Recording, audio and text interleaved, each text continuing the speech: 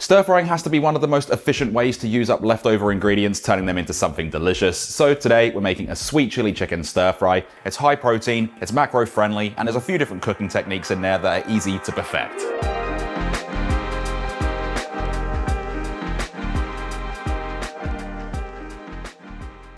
We're starting with 750 grams of chicken breast. This is boneless and skinless. Slice this into 2 even-sized fillets, making the horizontal or butterfly cut, and thinly slice across the grain, which gives us fast, even cooking. Just make sure that it is sliced consistently.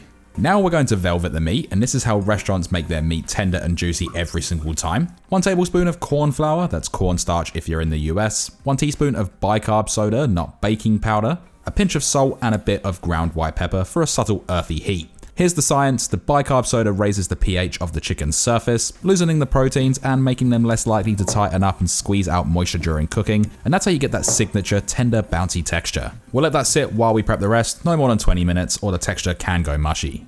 Next, we're going to need 1 large broccoli or 2 small ones. When prepping broccoli, don't lose the stem. It's packed with fiber, vitamin C and potassium. Start by snapping off the florets or cutting them off into bite-sized pieces. Then trim the end of the stem. Peel the tougher outer layers if you find it bitter, and then slice it all up. It's just as nutritious as the top and perfect for stir fries and roasting. Grab a microplane and grate 4 cloves of garlic and 10 grams of fresh peeled ginger. This is going to create a nice fine paste that blends perfectly into sauces, marinades, or especially stir fries.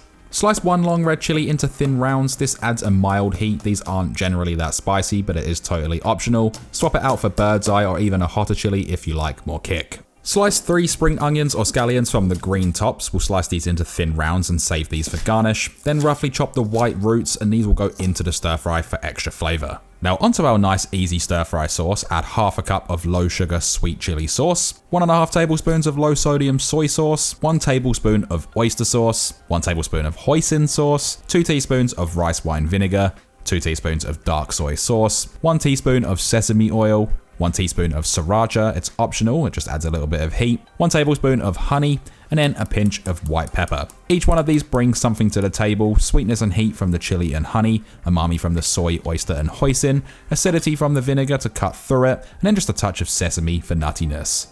Now moving on, for the noodles, we're going to need some boiling hot water. I'm using 350 grams of egg noodles. These are actually Singapore noodles that I'm using. All we need to do is cook this for a couple of minutes less than the packet instructions. Mine say to soak these in boiling water for 3 minutes, but I'm only going to do it for 1. Add it into a strainer, and then just rinse this under cold water to completely cool them down. If there is any leftover heat in them, they will continue to cook and you'll be left with these mushy noodles. Place a wok or large pan over a high heat. If your pan isn't hot enough, you're going to steam it and not stir fry anything. In goes 1 tablespoon of peanut oil. It's got a high smoke point and a subtle nutty flavor that plays really well with the sesame oil. Sear the chicken in 1 layer, don't overcrowd the pan. Give it about 2 to 3 minutes, you'll get those nice golden edges and just cook through. Then we can pull it out and let it rest and repeat with any remaining batches. It is okay to let it sit there to build up a crust and get that color all over. You don't always have to mix it around. In the same wok over medium-high heat, we're using the leftover chicken fond to flavor our vegetables. So in goes 1 large head of broccoli, the florets and trimmed stems. Stir fry for 2 minutes, then splash in 2 tablespoons of water and cover with a lid. If you don't have a lid that fits this, I don't, just use whatever you can use.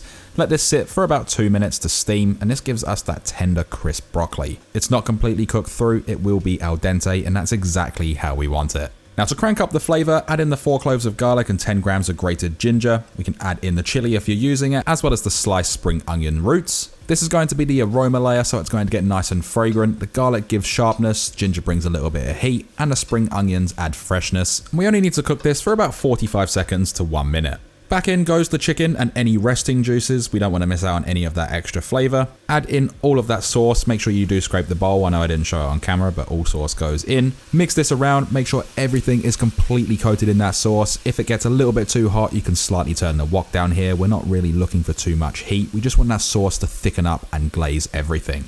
Once you're happy with that, in goes the noodles. Get everything tossed together. Again, make sure those noodles are completely coated in all of the sauce. Just double check for any seasonings. You might need a little bit more ground white pepper or even a little bit of salt, but there is sodium in the sauce, so just watch out for that. This makes 5 portions and each one's loaded with protein, carbs and colour. I'm using 750ml meal prep containers here, so there's plenty of room and they reheat well. And make sure you garnish with the green stem of the spring onion for freshness and a pop of colour. These will go in the fridge for up to 4 days and in the freezer for up to 3 months. To complete the dish, this is the macro card for an individual portion. The remaining nutrition and a full written recipe is in the link in the description. So this is everything that you want from a meal prep. It's nutrient dense, it's packed with protein, it's easy to make, it's cheap and perfect for storing. There is only one thing left to do, and that is of course, we can then dig in. If you learned something today, maybe it was about velveting, making a different type of sauce, or even just a different recipe in general, please do drop a like, it really does help me out. And if you want to see more recipes just like this, please do consider subscribing. Thanks for watching, and I'll see you in the next one.